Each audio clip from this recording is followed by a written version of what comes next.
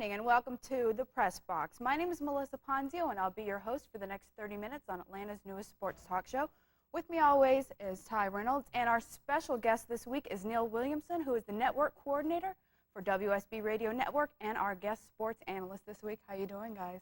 Hey, we're doing all right. Neil, I'm glad you're here. Definitely. I'm glad to be here. Thank you, Melissa. Yeah. To start things off, let's talk about the WSB Radio Network. Great. Okay. Exactly what is the difference between the radio network and the other WSB affiliations? It's a good question. A lot of people ask that question, Melissa. WSB Radio is AM 750 WSB and B98.5 FM. We are now syndicating programs out of a third studio, and we call that the WSB Radio Network. We're the equivalent of the guy who puts together Jeopardy and sends it out to different radios or TV stations rather around the country, and you may see it on Channel 5 in Atlanta, or you may see it on Channel 2 in New York. We are basically a program syndicator with the WSB Radio Network. It doesn't mean it necessarily runs on our radio station. Okay, so you just put it up in the air and whoever wants to pull it down can. Well, we prefer that they sign a contract and run our commercials. But yeah, it's pretty much, we throw it up on the satellite dish, and folks take it off and play it in their hometowns. How many different stations? Our biggest program is the Atlanta Falcons. Okay. We have more than 100 affiliates with the Atlanta Falcons. Ludlow Porch is a talk show that we do during the day. Ludlow has about 35 affiliates. Another 35 are carrying the Larry Munson Sports Commentary every morning. And our newest offering is the Southeastern Sports Line, which is a 3-hour talk show weeknights from 7 to 10 Eastern. And we have about 12 affiliates right now. And we're just 3 weeks into it, so we're very happy with the number of folks. That's great. Okay, what other sports talk shows will you have off of this, Neil? Well, within the Southeastern Sports Line, we have Larry Munson and Jeff Van Note are our two hosts, primary anchors. Munson's on for an hour, then they share for an hour, and then Van Note follows Munson for the final hour of the program.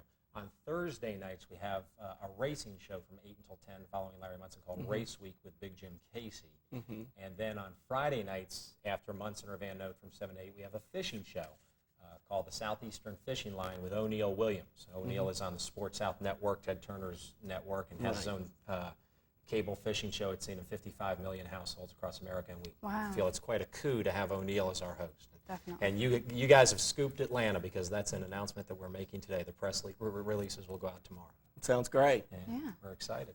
Okay, do you want to travel on to this week's in sports now? Let's do it. Okay, let's start things off with the Reds and the Braves series. Both teams are playing very, very well. What do you think, what are we looking for in this series? Tell you what, Neil, at the beginning, last week, Jeff and I both felt that the Reds were the team to beat in this division. I picked them to win the West personally. This is a team that has an established, solid bullpen. I think they have enough offense to carry themselves through, and they have 5 pretty good starters. Their starters aren't as good as the Braves, but where I really look at the difference in these two clubs is the defense. I think the Reds make fewer mistakes out there in the field, and also the bullpen. They just have a huge advantage there with Charlton and Dibble. What do you think? I think you pretty much hit the nail on the head. One of the interesting things, while it's been great how terrific the Braves have been, and I know the city's on fire, and if you want to look for a pessimistic side to it, which is really kind of silly when a team's won 21 out of 24, but if you want to look for a pessimistic side, it's that the team won 21 out of 24, and they're still not in first place. Exactly. I mean, for you to win 21 out, I remember the Boston Red Sox in the summer of 1988 ran off 19 out of 21 and overtook Toronto for first place in that stretch, coming from 10 games behind, coming from much further behind, still ended up in first place at the end of the run, and then you not only have the momentum, but you're sitting in the catbird seat. Looking at these pitchers, Neil, these pitchers have been tremendous. It just seems like they're getting quality start after quality start. And I'm just sitting there looking at this team keep getting these great performances out of these pitchers, and I wonder when it's going to come to a stop, and this bullpen's going to have to come out and start saving games.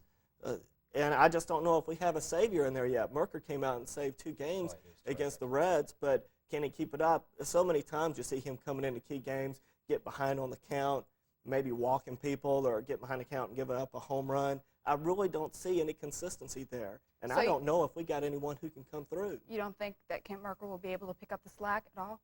He might be able to pick up the slack a little. Bobby Cox is going to have to depend on a lot of people. He's going to have Kent Merker come out. He's going to have Stanton come out and save games. he needs production out of Alejandro Pena and Juan Berenguer and Juan Mark Berenguer Wahlers. and Wallers. They need it. So take it to the other side. They don't have the big closer. They don't have the big guy. But they got 6 guys that they can count on every night who might be able to do it, which Right. is really a nice way to look at it. If you have a big guy, if you have your big arm who comes out, he's your closer, and he flames out in July, you're dead meat. Right. Right? And instead, Bobby Cox has the luxury of going to 5, 6 different guys. It may be a hindrance. It may also be a help. Right. Getting back to the point you just made, no one makes that example better than San Francisco. Here they were. They got off to this great start. And our analyst here, Jim, just said Swift was going to get hurt at the beginning of the year, and he got hurt.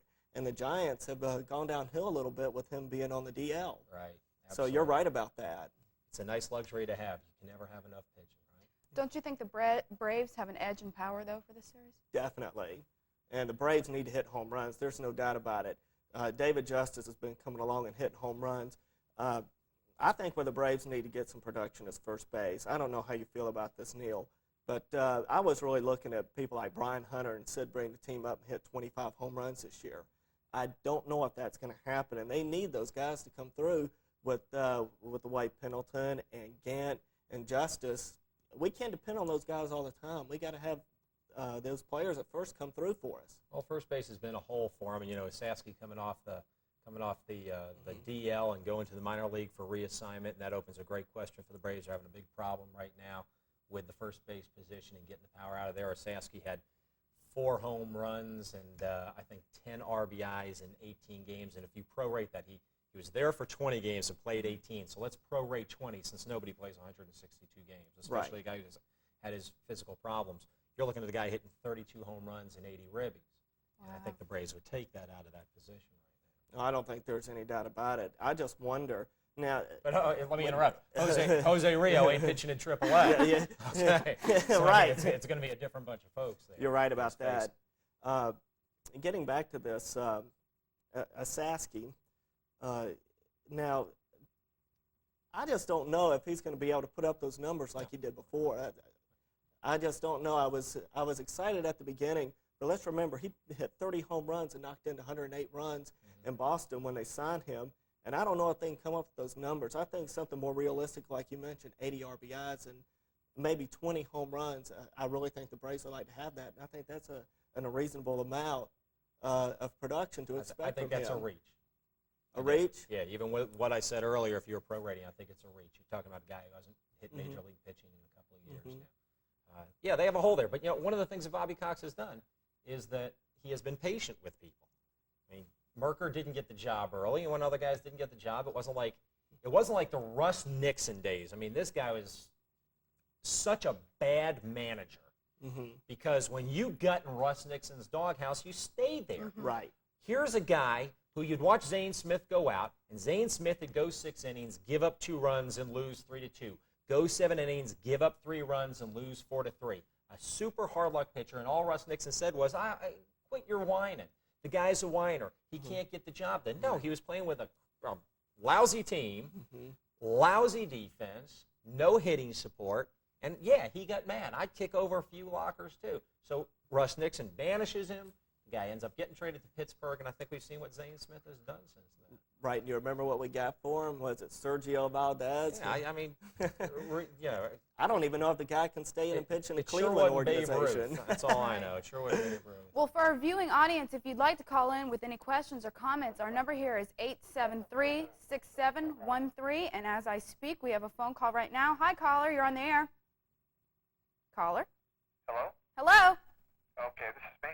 Yes, I just recently transplanted from Detroit. I'm an old Detroit Tigers fan, and they are in the process of going bankrupt. And Cecil Fielder is coming up for free agency at the end of the year. What do you think it would take, or how much would Atlanta be willing to give to get Cecil Fielder to play first base for the Atlanta Braves? Okay, thank you for calling. All right. Guys? Boy, what a player to get. Fielder can come into Atlanta and crack 40 to 45 home runs, but they have a surplus at first base in the outfield. We already know that, so I don't know what they would actually do. I mean, you'd have to play them, but then you have all these other players out there that you're paying hundreds of thousands, millions of dollars to. So I don't know if that would be very feasible. You know. Right. Feasible, yeah. Feasible. No way I go after Cecil Fielder. He's had the great production for 2 straight years. This year the production's off. He cracked 2 against the Red Sox a couple of nights ago, but he's still down on a prorated basis for the whole season. The guy's headed towards the tail end of his career. He's done great in Detroit. I mean, he's done great coming back from Japan, but the last thing the Braves need now is a high-priced, big-ticket guy on the backside of his career when you have so many guys who are in their prime, when you have so many guys who are hitting the full stride. Instead, give Brian Hunter a crack before you waste the money on Fielder. Disrupt the chemistry of the clubhouse, disrupt the pay structure of the club. No way I would go after Cecil Fielder. But thanks for the call. Right. Right. Feasible, right? Feasible. We have another phone call. Hi, caller. You're on the air. Hello. Hello? Hello. Hi, yeah, I got a question for you, Ty and Neil. Talking about a Saskia first base, bringing him up, what do you think the chances are if they bring up Klesko at the end of the season just to get his feet wet and get his hands dirty in the big leagues and at first base? Well, they'll definitely bring him up. I mean, there's no question about that. When you expand the rosters to the 40 players, a team like the Braves that's in contention is not going to necessarily pull up 15 extra players to supplement the roster because things get too crowded. But, I mean, they're going to bring Ryan Klesko up and give him his crack and have that big bat sitting there on the bench. It becomes September 16th, and you go to 16 innings in San Francisco in a big game that you got to have, and you run out of pinch hitters. You need that big stick there that you can call on. I agree totally. He's going to be brought up in September. I still think he's about a year away. Okay, thank you for calling. Appreciate it. Okay, now let's move on to the basketball draft. With this draft, how exactly does it affect the Hawks? Well, the Hawks went out and got Adam Keefe out of Stanford, and this is going to create some interesting situations here. First of all, he's going to be able to come off the bench, and I think they're going to be able to move Kevin Willis to center and put Keefe at the power forward and get a little bit more offense and try and help their half-court game, which they need. The Hawks really felt the loss of Dominique Wilkins last year in their half-court game when he went. They really didn't have a go-to guy. When it came down to the last few plays of the game, and either it was tied or they were behind by a few points, they always seemed to lose because coming down the stretch, they just couldn't get the key basket or they couldn't have someone there to draw the foul. So I think they're looking for a little bit of help there, and they may have helped themselves. Okay. I don't see Kevin Willis playing center for any extended period of time in the NBA. Okay. He's not a center. He cannot play that way. He can't play with his back to the basket the way they need him to at that position. He's a supplement guy for CONCAC for Blair Rasmussen in there. I think the Hawks may wheel and deal some. They want to get rid of Ramil Robinson if they can. They'd like to get a point guard in there. I think Adam Keefe has got his place, and I think it may be to help supplement Dominique. And whether or not Dominique comes back now, he may be too slow to play 3, but he's got the right size, 6'8", and I read one of the West Coast coaches saying that Adam Keefe can fly up and down the floor. Who do you think they'll trade for?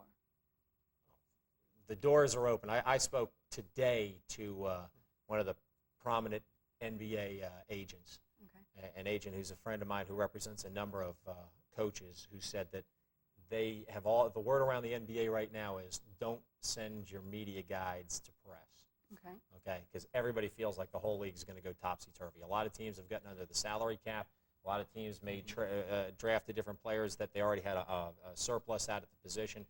The Boston Celtics, for instance, taking John Barry out of Georgia Tech when they're already loaded with Sherman Douglas, D. Brown, John Bagley, Kevin Gamble, Reggie Lewis, all play at the 1 or 2 position. And what are you taking John Barry for? Either John Barry's going to get traded to somebody who would like him, or more likely one of those other guys who has NBA experience. And you're not going to trade for John Barry and maybe get burned if you're a general manager somewhere else because he floated all the way to 23. A lot of teams could have taken him.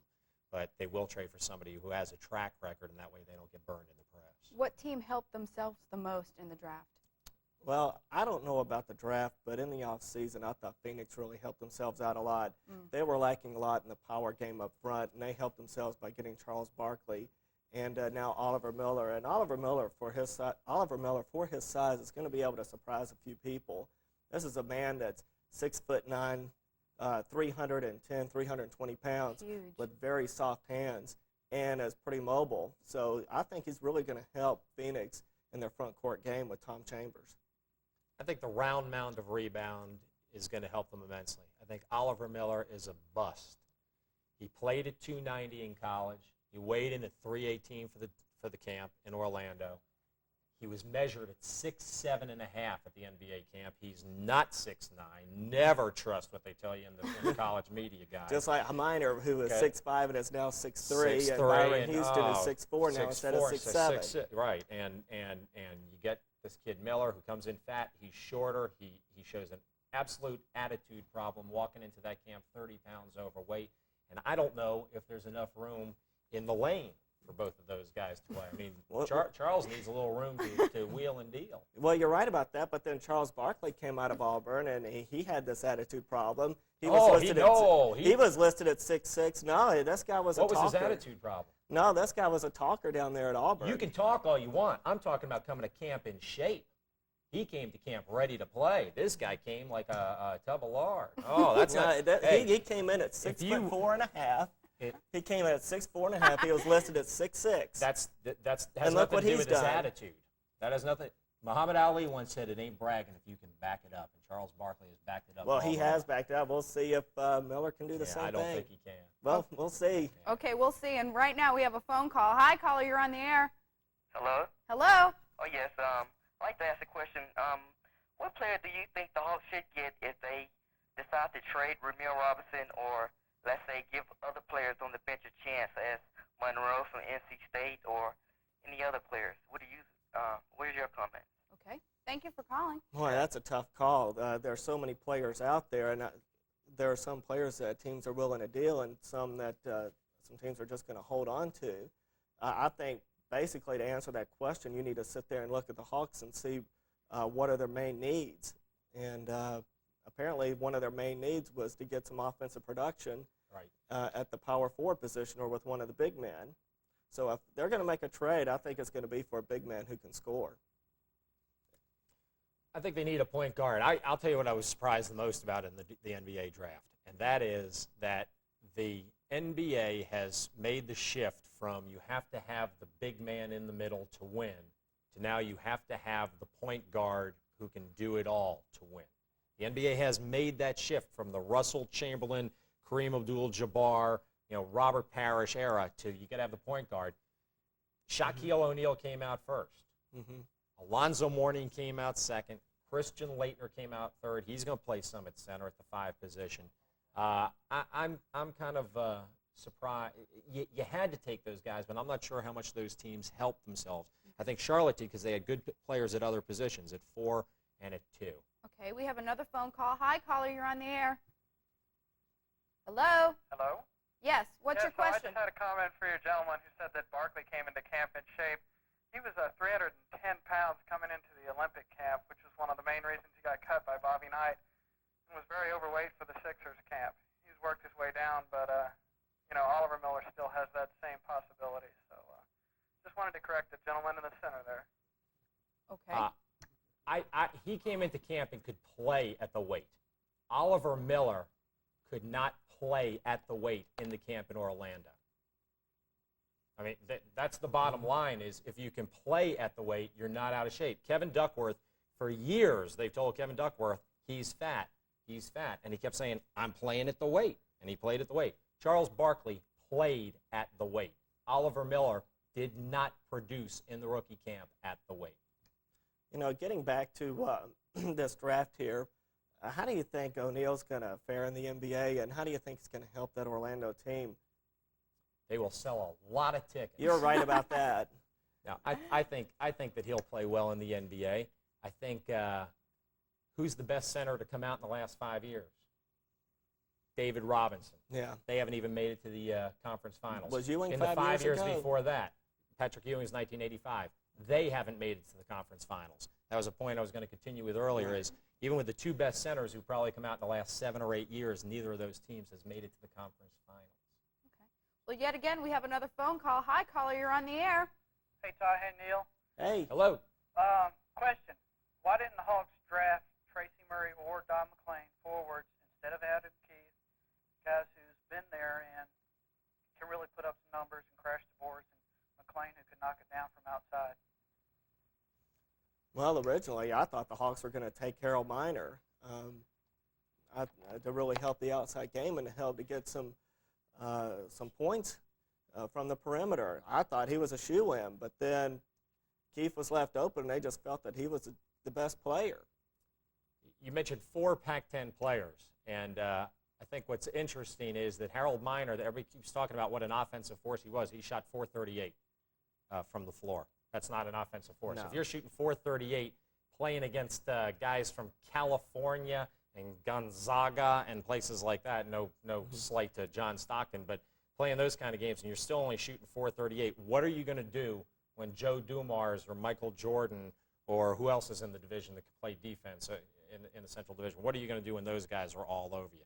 Because Bobby Knight is wrong. I love Coach Knight. Coach Knight says they don't play defense in the NBA. He's out of his mind. They play unbelievable defense in the NBA because they have to play man-to-man all the time. There's no switching into the zones. Very difficult defense, especially come playoff time. As far as Murray and McClain go, they slipped past a lot of teams. I was surprised that Keefe slipped as far as he did. I don't know a lot about him. They slipped past a lot of teams, so I think a lot of people are in agreement with Pete Babcock and the Hawks brain trust that those guys are not top 10 picks. Okay. We have another phone call. Hi, caller. You're on the air. Hello? Hello. Hello, gentlemen. How are you today? I just transplanted from Jersey, and I'd like to know what you think about the Knicks and what they did in the draft. From Jersey. From Jersey. What about the Nets? What about the new coach? I don't care about the Nets. What about the Net? The Nets are a lost cause. Yeah, I know. Lost cause. Yeah, the Nets are a lost cause. I lied. I think the Knicks. I think the Knicks and the Bucks did 2 great things. You asked to improve themselves. Okay, Thank you for calling. That's okay. Charlotte improved themselves because they got a center there to help out with. They got Kendall Gill, Larry Johnson, get some good ball players to surround them with.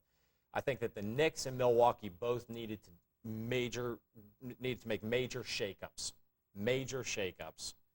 Milwaukee did it. They drafted 2 kids out of Arkansas. They made the huge trade with Jay Humphreys and Chris Koviak to Utah for Blue Edwards and for some other folks. And I think the Knicks, they needed outside shooting. They got Hubert Davis. They traded for Ro Blackman. They gave up a number 1 pick in 1995 for a guy right now who's one of your top 10 shooting guards in the league probably. He may be sliding on the age side, but you gave a pick 3 years from now. Who knows if there will be an NBA draft 3 years from now? Who knows who's going to be out there 3 years from now? The Knicks feel they need to make some changes. Gerald Wilkins wasn't getting it done from the perimeter.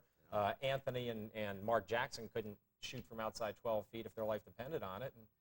And they made some good moves, which, as an avid Knick hater, disturbs me.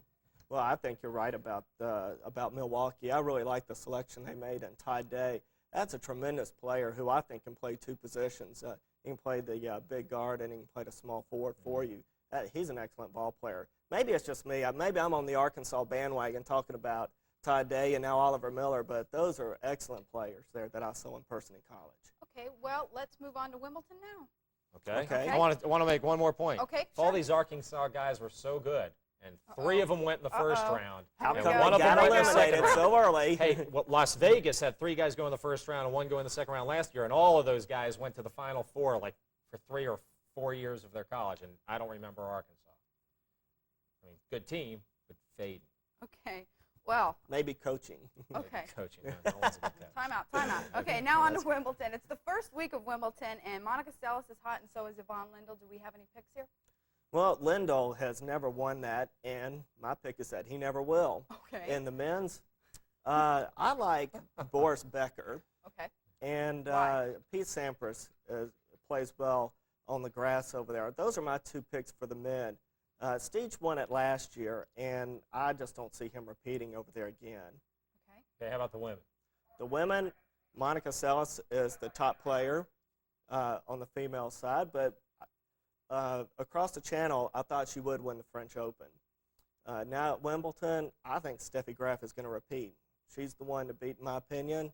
She won it last year, and I think her main competition is going to be Sabatini again this year. I think it's unanimous. I think it's Hail Deutschland.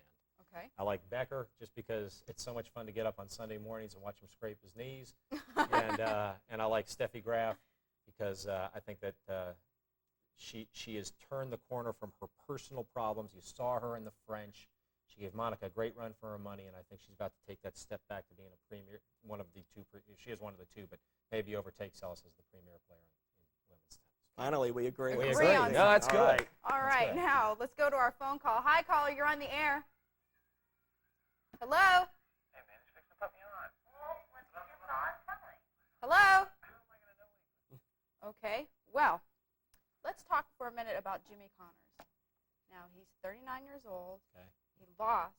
Do you think it's time to retire, or do you think this guy can go one more year? I think it all depends on how he performs at the U.S. Open up there in New York City. That's his hometown. So. He was the show there last year. And if he does well enough there, I think he's stubborn enough to think that he's got a lot left in him to go on for another year. If he does not do well in New York, then I think he will hang it up after that at the end of the year. I think it's one of those things that he's a true individual personality, and he's going to do whatever he feels like doing week to week, day to day, month to month. I'm retiring, I'm unretiring. I'm retiring, I'm unretiring. I don't know. Okay. All right, well, let's move on to Herschel Walker, who just signed with the Eagles. The Falcons showed some interest in him. Why do you think that he signed with the Eagles? Is there any one reason? Well, first of all, I think the Falcons have a whole lot of running backs to begin with. And not only that, they spent one of their first-round draft choices on a running back. That was Tony Smith out of Southern Mississippi. So I think that they're going to try and give the ball to the rookie and to Broussard. And when you're talking about this run-and-gun offense with 3 receivers and all this passing that Glanville likes to execute, you're only going to see so many carries. And Herschel Walker, to me, is the type of guy that needs the ball 20, 25, maybe even 30 times a game when he's really effective. You asked, why did the Eagles sign him? Yes. They're the only ones who offered him any money. I see. Name of the game. No one else offered him a contract that we know of. Okay. Well, let's take this phone call really quick. Hi, caller, you're on the air. Hello? Hello? Hello? Yes, what's your question? Yeah, I want to know, personally, who cares about Herschel Walker anymore? I do. I Why? think because he's a great football player and still has carries left in him. He's a utility player. I think you'll be proven wrong. In Philadelphia? Yep. With somebody like Randall Cunningham, who can run the ball. They don't need a running back. Obviously, some people with tremendous NFL experience behind them Well, disagree I can tell with you, you. I mean, personally as an NFL player, I have no experience. But he left the University of Georgia. And what did what did Dallas have to do with him? I mean, I live in Atlanta, okay? What did Dallas have to do with him? Nothing. He should have played in Houston. 1,000 yards rushing, 1,000 yards passing in the same year? The kid sucks. Okay, well, with that Yeah, comment, that's- we're going to wrap up the show. We Thank don't you need for that. calling. I'd like to thank Ty and Neil for coming down. It was a wonderful show. Thank you. Wonderful show. I am very delighted to be here and flattered you invited me. Oh, Thank you. thanks. I'd like to thank once again our sponsors for the show, which are Frankie at the Prado, Atlanta Voice, Sporting Times, Sport Life Fitness Center. Now we have a correction. Next week we will not be on. It's 4th of July holiday. The swimsuit show that they were speaking of last week will be shown the next Friday. And join us again, not this Friday, but next Friday at 8:30, and we'll see you then. Thanks for watching.